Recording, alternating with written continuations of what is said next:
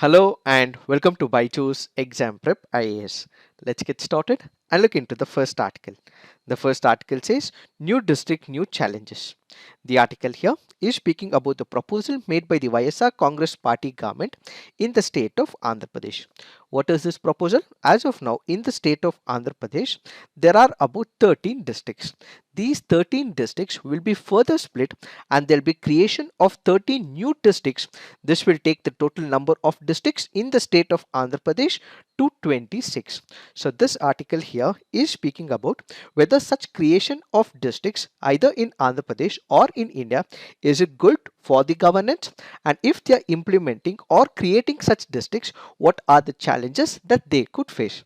Let us try and understand what are the advantages of the creation, what are the disadvantages and challenges of the creation, and how is the process of creation of a district. First up, what is the aim of the Andhra Pradesh government? The Andhra Pradesh government has come up with such a proposal basically to ensure administrative convenience and also ensure development of all regions in the state of Andhra Pradesh.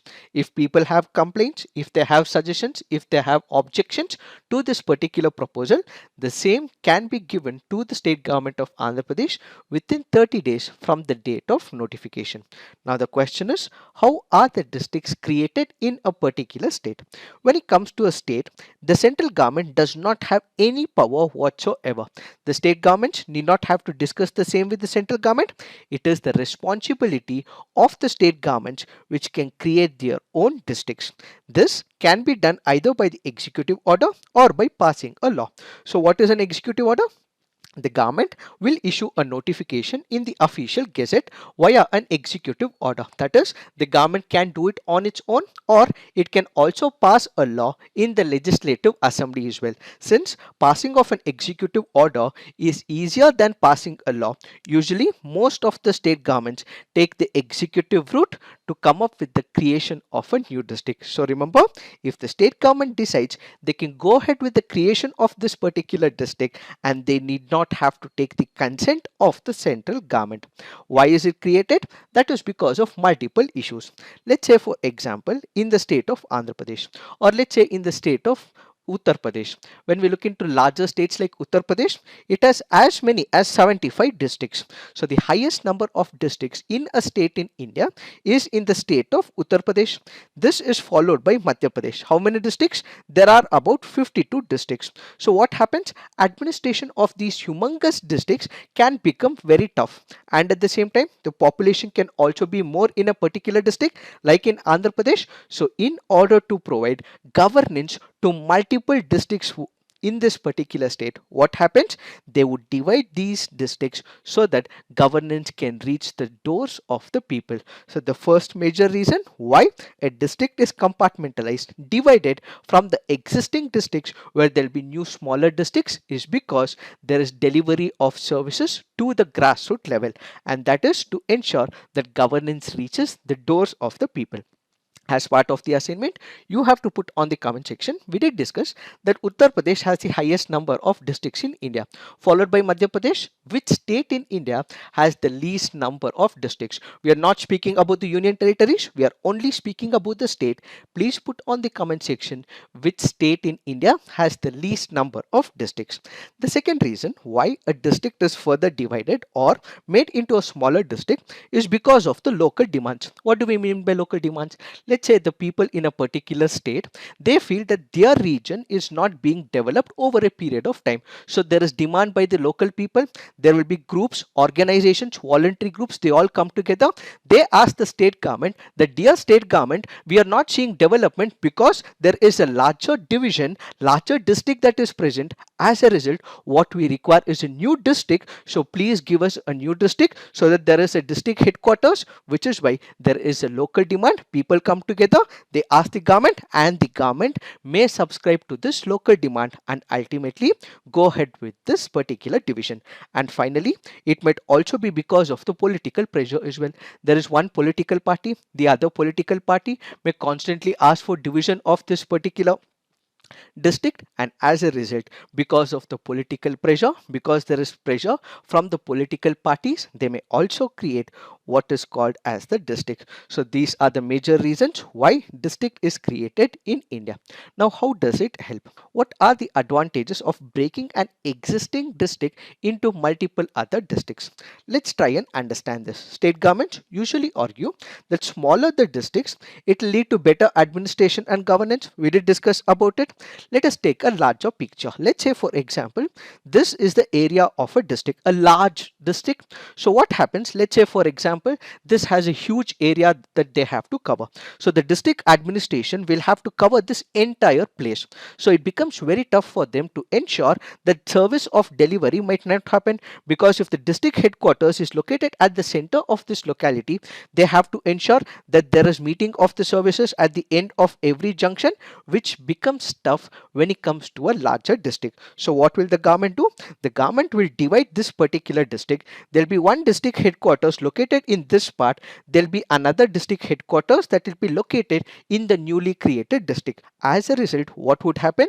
The district headquarters would be able to approach all the four corners of that particular district. So it means they can travel to look and corner of that particular district, and at the same time they can also help in delivery of services to the people. So when you create a district, we also know for the fact that district is a basic administrative unit in our country. This is headed by a district collector, who is also called as district magistrate, who is also called as deputy commissioner, and he is drawn from the Indian Administrative Service.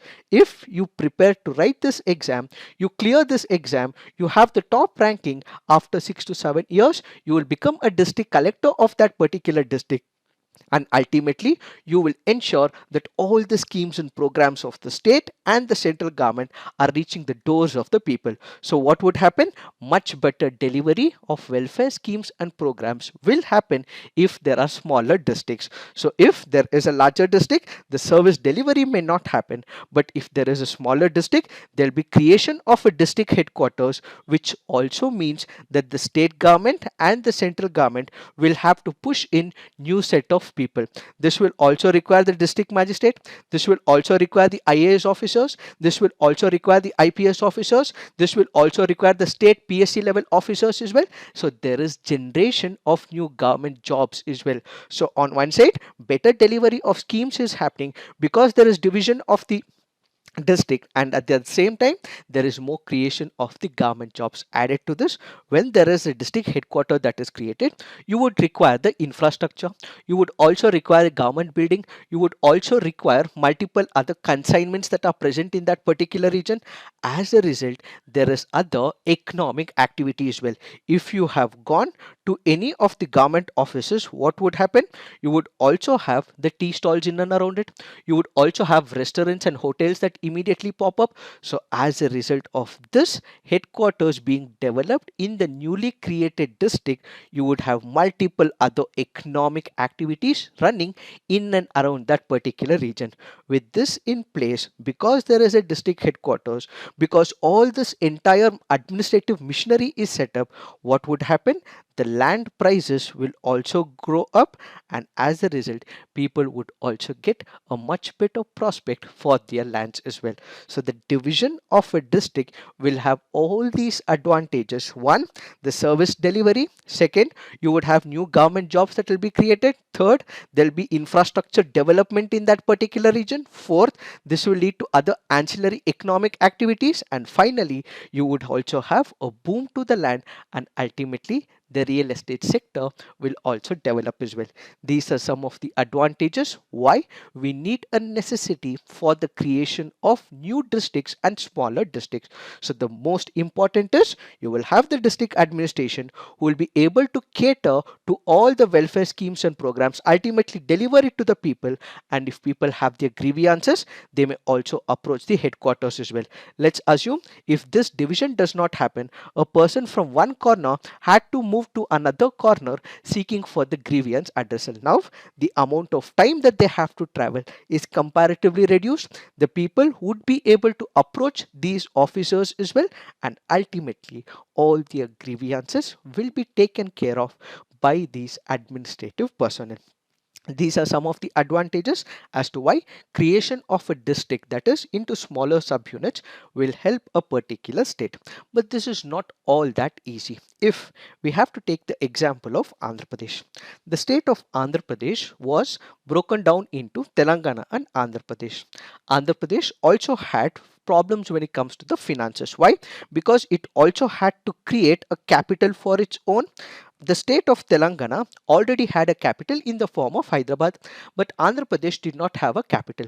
So, what does it do? It had to invest a lot of money for the creation of this capital. And now, what are we doing?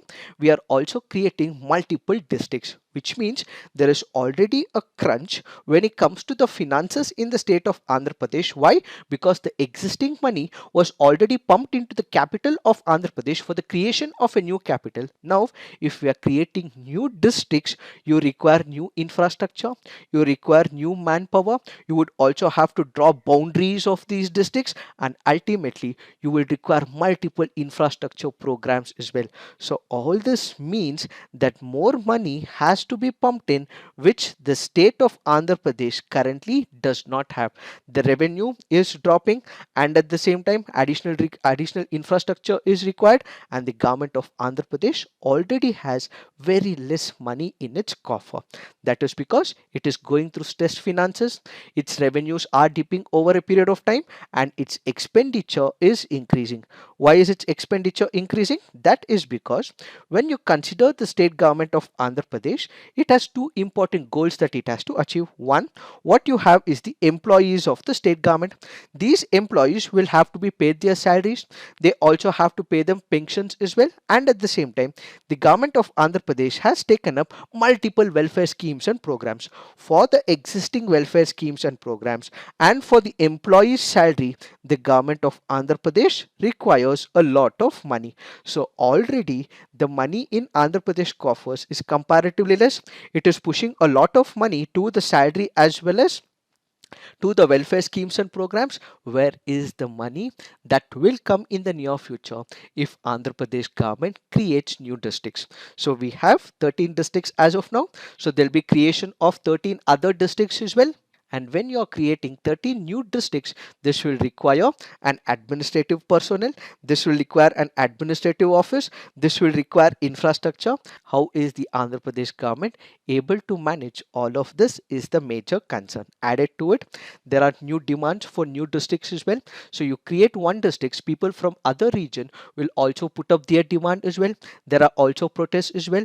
Then there are names whose proposal has also been made. Some people have liked it, some other organization and its groups have not liked it, and at the same time they are also seeking for new names as well. So there is conflict that is also brewing. There is proposal for new districts that are being made. There is issues when it comes to the selecting of the names. All this means that the Andhra Pradesh government may not face it easy when it comes to the actual execution of this particular program. And we did also discuss that the land prices of this particular district will shoot up.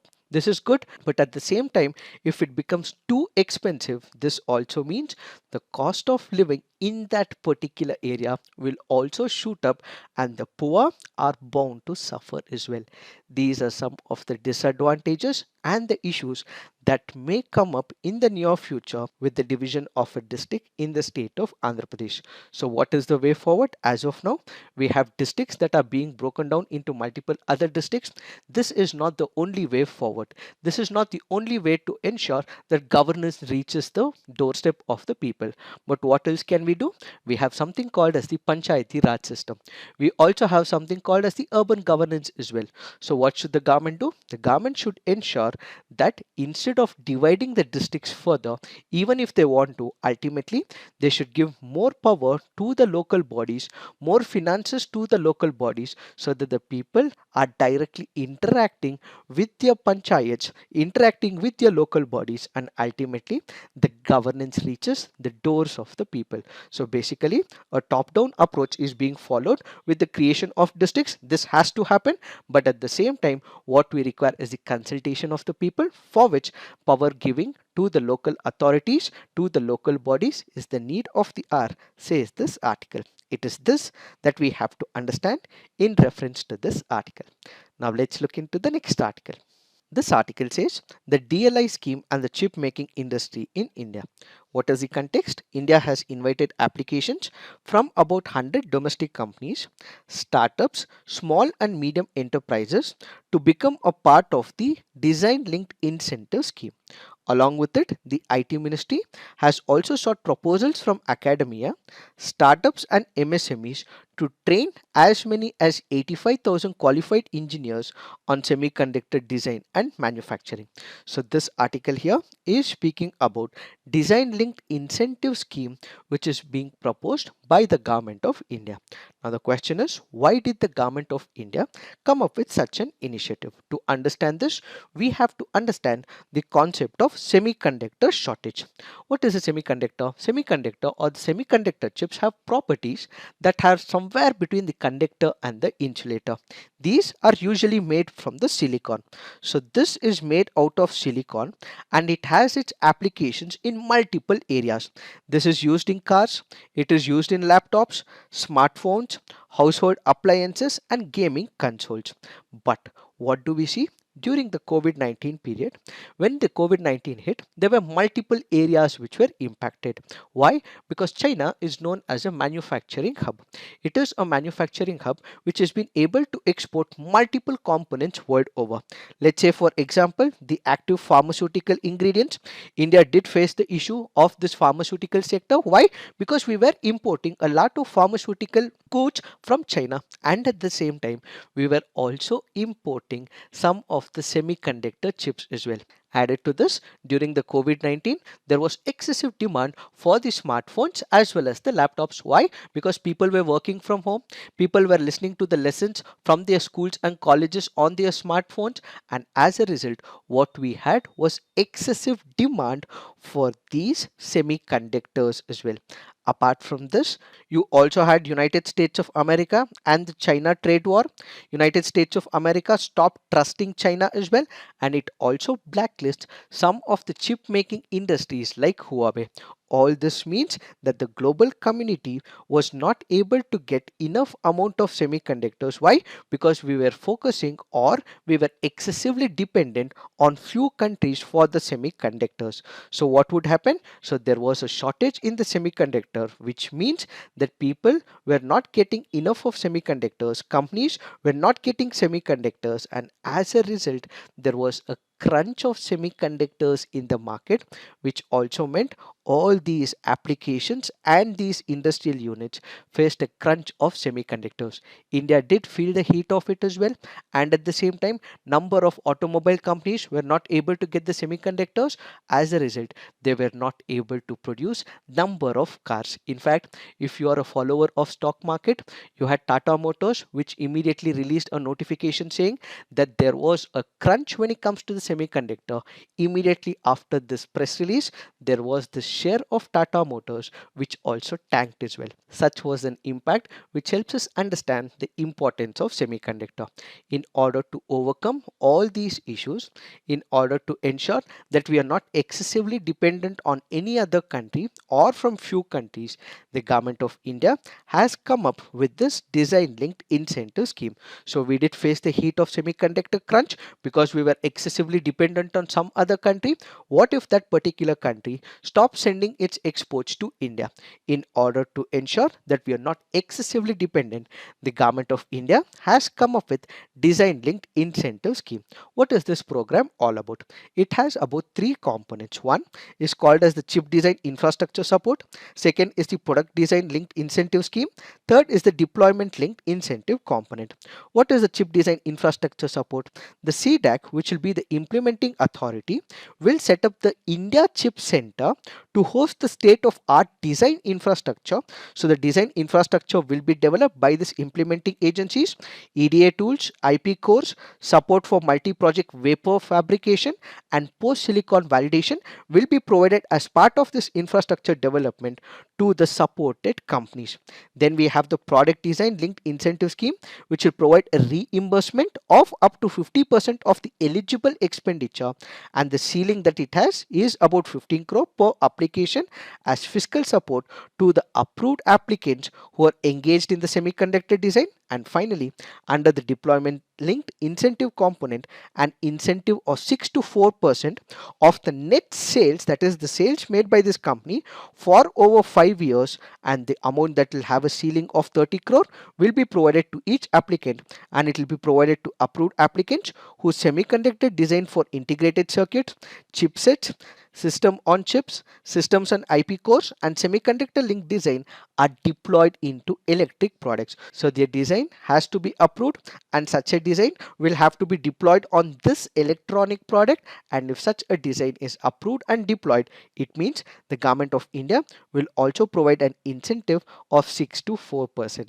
This is what is the design linked incentive scheme all about. And we will have the Center for Development of Advanced Computing, a scientific society operating under the Ministry of Electronics, which will implement this particular program. What are the advantages of the scheme? We need not have to depend excessively on few countries. In case there is excessive demand and supply, we would be able to meet to these demand and supply, and there will be innovation in our country. We would be able to attract existing and global players. These people would come to India and they would start making investments in India, and ultimately there is development of infrastructure, and at the same time this will also provide employment opportunities as well. It will also boost the domestic companies. It will provide a new ecosystem to the startups and the MSME sector as well. And this ultimately will bring India on the global map of semiconductor manufacturing. In line with this, there are multiple other initiatives taken by multiple other countries as well. We have United States of America's President Joe Biden, who is also encouraging manufacturing to come back to America, which means they are not focusing excessively on other countries for import, but they also want homegrown industries to ensure that there is semiconductor manufacturing. The European Commission has also announced a public-private semiconductor alliance with the goal of increasing Europe's chip production share to 20% by 2030. South Korea has also offered various incentives to attract 450 billion in investments by the year 2030. So as much as India is making initiatives drawing the global companies into India, multiple other countries are also focusing on the semiconductor manufacturing. But this is not going to be a merry affair. Why? Because there are challenges when it comes to its execution. In India, more than 90% of the global companies already have their R&D and design centers for the semiconductors, but they have never established their fabrication units. Why? That is because when we look into the investments that is required is as much as 5 billion to 10 billion, which means it is excessive investment. As of now, there is lack of investment. The government does not have the supportive policies and the schemes as well, which is why it is not attracting the global companies.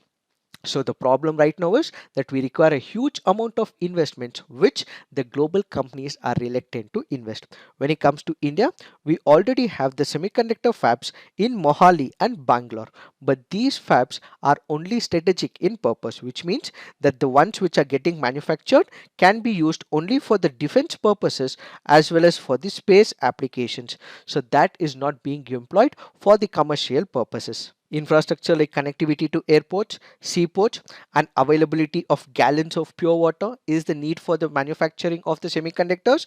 But because we are not able to provide pure water to these industries, that has become a major impediment for the execution of semiconductor manufacturing. But we also have our own share of advantages as well.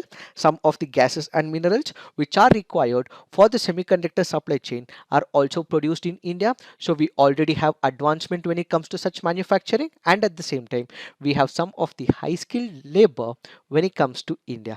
These are some of the advantages as to how the semiconductor manufacturing can be really good when it comes to India. So going forward, it is estimated that the semiconductor industry will grow very fast and can reach $1 trillion in this decade, and India can grow as well if we are able to bring changes in the government initiatives which the government has already taken a step forward. So the government of India will have to ensure that bureaucratization, excessive red tape is completely minimized, and if it is able to convince the foreign companies to come and investment in India and ensure that all these incentives are provided on time, we would see India on a global map of semiconductor manufacturing. Is what is this article all about. Now let's look into the next article. This article says show commitment to equity in the budget. The article here is speaking about initiatives that the government of India will have to take in the upcoming budget. What is the context to it? The Oxfam International recently presented its annual global inequality report. It was titled what is called as the inequality kills. So according to this particular report, it has said the rich are getting richer. The people who have consolidated the wealth, they have increased their wealth over a period of time, but at the same time millions of people have also reached the doors of poverty, and ultimately there is impoverishment of these people, says this particular report. If we have to look into the statistics, during the COVID-19 period, about 84% Indian households have suffered a loss of income, with 4.6 crore people falling into extreme poverty. So during the COVID-19 period, you had these many people falling into extreme poverty, and during the very same period, the richest 142 people in the country have also garnered more wealth, and they have doubled their wealth to more than 53 lakh crore as well, which means the rich are getting richer, the poor are getting poorer, says this Oxfam report. And ultimately this article goes on to suggest that the government will have to rework on its policies and bring massive changes in the budget so that this inequality that is existing in the system is comparatively reduced. Why does the author say so? That is because the author goes on to take multiple viewpoints when it comes to the previous budget. When it comes to the previous budget, during the COVID-19 pandemic, the health budget had declined, and that too by a huge margin of 10%. So what does the author say? In the previous budgets, the health budget had comparatively reduced. Social security expenditure has declined from an already low 1.5% in 2020 to 21 to about 0.6% of the union budget in 2022. So the social security expenditure was comparatively reduced within two budgets, and the social security pensions for the elderly, for the disabled and widows have been frozen at 200 to 300 a month for almost 15 years. So as much as we have inflation which changes every year, but when it comes to the social security pensions, it is not changed and has been held to be consistent and has not changed over a number of years, says this article. Added to it, if we are speaking about the child and education, the pandemic also meant that number of children stopped going to schools as well, because they did not have the smartphones, they did not have the laptops. This ultimately meant the government should have pushed in more money to the education of the children, but unfortunately, since they were not given the formal education, the numbers of children have also considerably dropped taking education, says this article.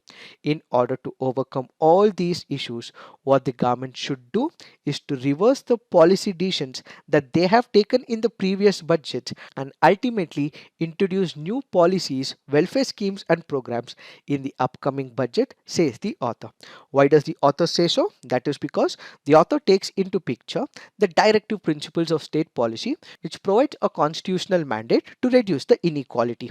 We have Article 38 of 1, which says the state shall strive to promote the welfare of the people by securing and protecting as effectively as it may a social order in which justice, social, economic and political shall reform all the institutions of national life. Article 39 of C further says that the state shall in particular direct its policy towards securing that the operation of the economic system does not result in concentration of wealth and means of production to the common detriment. So we have the directive principles of state policy, which says it is the government which has to cater to providing justice on the social, economic and political front, and it should also prevent concentration of wealth. So what is the author asking? The author is asking the government of India to come up with new initiatives, programs in the budget whereby this concentration of wealth, this inequality that is existing in the system is comparatively reduced over a period of time.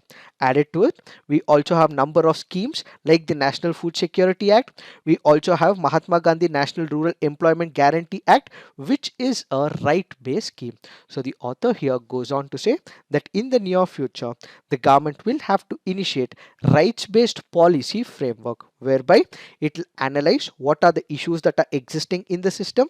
It should find out what are the inequalities and vulnerabilities that are existing in the system, tackle the discriminatory practices and unjust distribution of power. Thereby, if there are any human rights that are violated, the same will have to be addressed, says the author, through the right-based policy framework. So what is this right-based policy framework? Basically, there are these rights which are accorded to the people, and once they are accorded to the people, it becomes their right to take these schemes and programs from the government of India. And two such examples are the National Food Security Act and the Mahatma Gandhi National Rural Employment Guarantee Act. So the government of India has to provide jobs under the Manrega. If it is not able to provide this job to the people seeking for it, it also has to provide a compensation as well. So basically, the government will have to ensure that individuals and communities are fully informed about their rights so that they can participate in the decision making. The government and other office bearers will also have to seek the assistance from the people so that ultimately there is political will, commitment to ensure that all these rights are accorded to the people as per the right-based policy framework. So this article here is requesting the government of India to ensure that all these programs and schemes are right-based so that people have the right to legitimately claim what is their welfare scheme and program. It is this that we have to understand in reference to this article. Now let's look into the next article. This article says Channi to contest from 2 seats. The article here is speaking about how many seats can a candidate contest when it comes to the state assembly elections or with respect to the Lok Sabha. We have section 33 of 7 of the Representation of the People's Act. According to it, a candidate can contest in an election either for a parliamentary seat or when it comes to the state assembly elections or in fact a by-election in only 2 seats, which means he can only contest as a political candidate for a maximum of 2 constituencies in that particular election. Let's say, for example, in the state of Punjab, what we will have is the state assembly elections. So if a political candidate decides, he can maximum contest only from 2 constituencies and not more than that, says section 33 of 7 of the Representation of the People's Act. Such a provision was introduced only in the year 1996, and prior to that there were no such restrictions, and a candidate could have contested from multiple constituencies as well.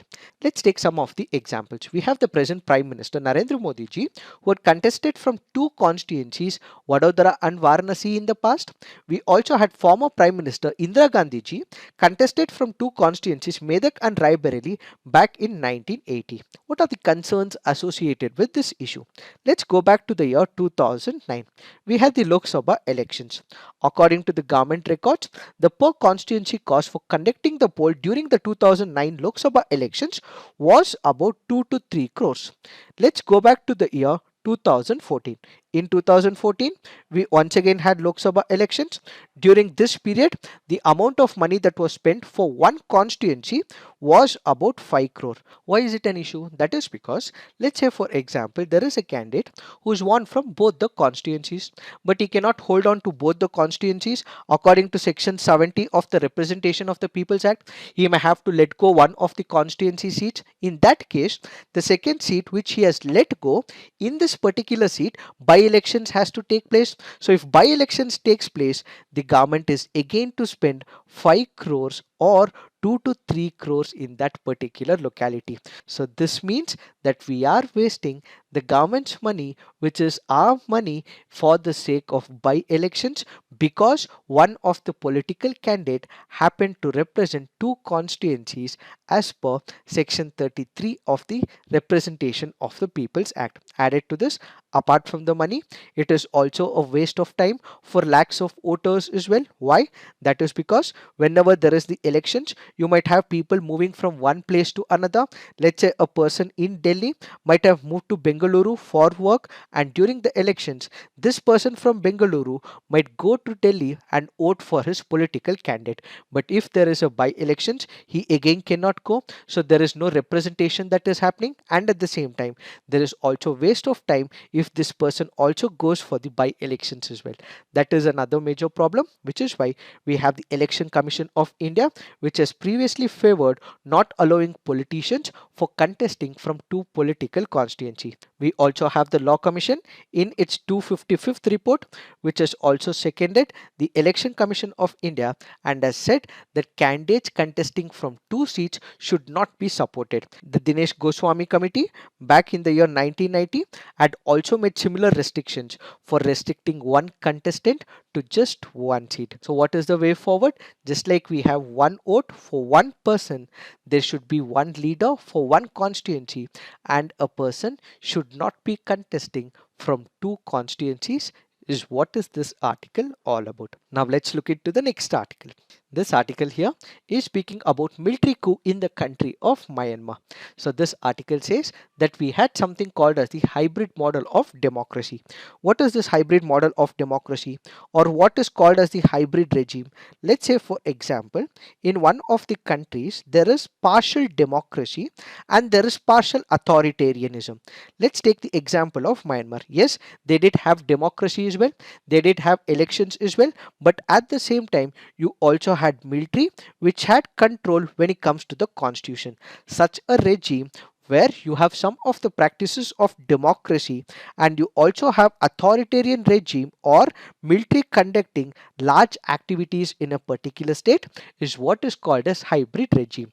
In the state of Myanmar, what we had is a hybrid regime where you also had elections and you also had political parties representing the voice of the people, but at the same time you also had military control as per the constitution, which this article calls it as hybrid regime, or what is called as the hybrid model of democracy.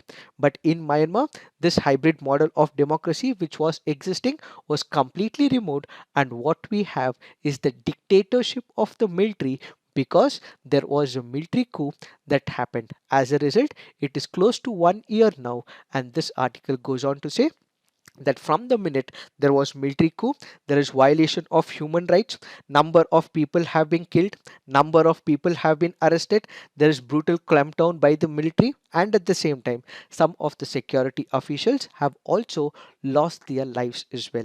Because of such a military coup, the people are not happy with it, they are angry with the military, and at the same time they are also frustrated with the international community, because the international community is not hearing to the voices of the people of Myanmar. As a result, what are the implications? There is large scale instability that has ruined their economy. The military is not able to conduct all its affairs in a genuine manner, and at the same time they were not able to manage the crisis of COVID-19, which led to large number of deaths during this period. In order to overcome this particular issue, the author goes on to suggest that there are three important parameters that the global community can look into. One is to pressurize the ASEAN, which is nothing but the Association of Southeast Asian Nations. They can put pressure on the military junta in Myanmar so that the military junta can go back to this hybrid regime or full scale democracy, is one recommendation. The West, which includes the United States of America and also the European Union, can also put pressure on the Myanmar as well. It can also impose sanctions as well, or indirectly it has to put pressure on the military. The third option the article includes is in reference to China, where the global community has to factor China because it has a lot of influence when it comes to the Myanmar military, says this article. And for India, India will have to continue its negotiations, whether it is military or with respect to democracy, because it is our close neighbor. In case India does not engage with the military, there can be rise of the insurgent forces, and this can become a turmoil for the India's border areas in the northeast part of India, says the article. So whether it is democracy or it is being ruled by the military regime, India has to conduct its affairs.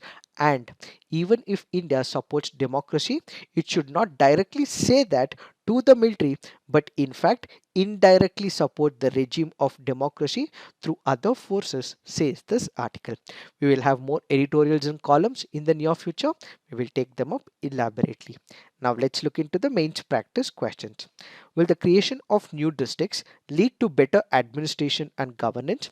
Critically examine, discuss the importance of semiconductor manufacturing in India, and throw light on the schemes and initiatives taken by the government in this regard.